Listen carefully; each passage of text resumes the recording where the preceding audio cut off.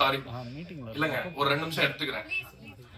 Okay, செல்லா sir பத்தி நான் அவனை சொல்லணும்னு வந்த ஆடியோ லான்ச்ல அன்னைக்குமே இதே பதட்டத்துல அந்த உண்மையை நான் சொல்லாம போயிட்டேன். இந்த மேடையிலயாவது நான் சொல்லியே தீரணும்ன்ற ஒரு வைராகியத்தோட வந்திருக்கேன். இப்ப இவரை வந்து நல்லவருன்னு சொன்னாங்க எல்லாரும். அதுக்கப்புறமா தான் அவர் எழுந்து பேசினார். அதுக்கு முன்னாடியே நான் சொன்னேன், ஏங்க இவரை பார்த்து நீங்க நல்லவர்லாம் இட போடுறீங்களா? அவர் பயங்கர நக்கல் பார்ட்டிங்க அவரு. வந்துட்டு நான் இந்த விஷயம் மட்டும் நான் கண்டிப்பா சொல்லி ஆகணும். மோகன்ராஜனை வந்து சம்பவக்காரி எப்படி இருக்கும் அப்படின்னு கேட்டாரு பாட்டு கம்போஸ் பண்ண ஆரம்பிக்கும் போது.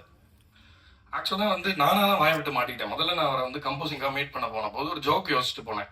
செல்லா சார் பத்தி ஒரு ஜோக் சொல்லாமே, ஏன்னா ஒரு மாதிரி பார்ட் 2 நம்ம வேற புதுசா இருக்கோம் இதுல, சரி ஓகே இது எப்படி இருக்கும் அப்படின்ட்டு நான் சொன்னேன், நீங்க இந்த படத்துல காசு சம்பாதிச்சீங்கன்னா அந்த காசு செல்லுபடி ஆகாது, என்ன செல்லா காசு ஆயிடும் அப்படின்னு சொன்னேன்.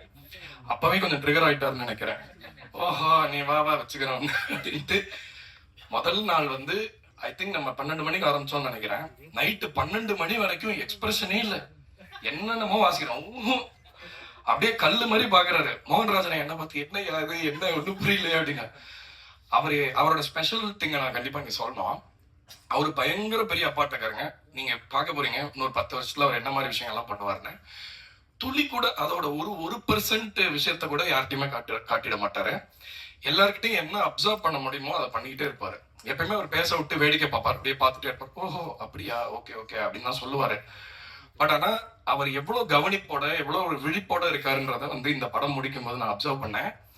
Very observant person. ஆக்சுவலா அவர் வந்து ஒரு ரொம்ப சிறந்த கலை படங்களுக்கு கூட ரைட்டரா, அந்த மாதிரி படங்கள் கூட அவர் டைரக்டரா போயிருக்கலாம். But I thank you for இந்த மாதிரி ஒரு கமர்ஷியல் ரூட் நீங்க எடுக்கிறது சினிமாக்கு ரொம்ப நல்லது. ஒரு 80களில் வந்த பாக்யராஜ் சார் படங்களை ஞாபகப்படுத்துற மாதிரியான படங்கள் இப்ப தேவை நம்ம இண்டஸ்ட்ரிக்கு. ஸோ அதனால அந்த மாதிரி தொடர்ச்சியா இந்த மாதிரி சிறந்த வெற்றி படங்களை கொடுக்கறதுக்கு அவரை வாழ்த்தி விடைபெறேன். நன்றி, வணக்கம்.